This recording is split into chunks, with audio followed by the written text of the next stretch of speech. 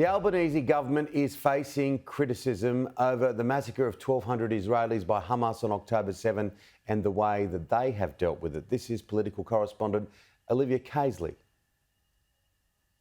Labor kicking away suggestions, it's dragged its feet on officially designating October 7 as a terror event. The Prime Minister called this out as a terrorism event and condemned it. The opposition says it's preventing the Australian families of victims from accessing a special social security grant. It's a shocking failure, and it's frankly very difficult to understand what is taking so long. It's time for the Minister for Home Affairs to direct her department to do this much more quickly. But the government is brushing it off as a technicality. It says support is being provided under different mechanisms. The Minister for Home Affairs is looking at this at the moment. I just don't want us to confuse this with any argument that we're not providing financial support to Jewish Australians and Muslim Australians who are affected by it. Shadow Defence Minister Andrew Hastie has urged the government to make it official. It's a terrorist incident. The government should declare it as such so that Australians affected can access the Victims of Terror Fund. In his December letter seen by Sky News, Mr Hastie wrote, "As you're aware, Hamas is a listed terrorist organisation and this declaration has been made in the past, notably after the September 11 attacks,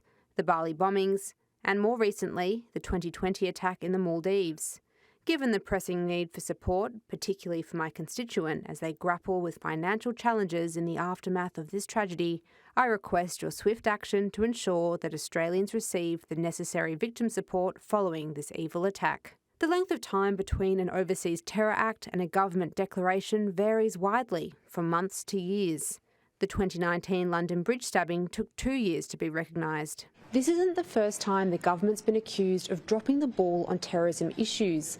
Last year, Sky News revealed that the processing time for relisting terror groups had blown out, and on a separate occasion, the Home Affairs Minister didn't provide crucial input due to a bureaucratic bungle. I think we've identified a real problem here, which is the government is slow on national security and the Prime Minister is weak on national security. Olivia Caisley, Sky News, Canberra.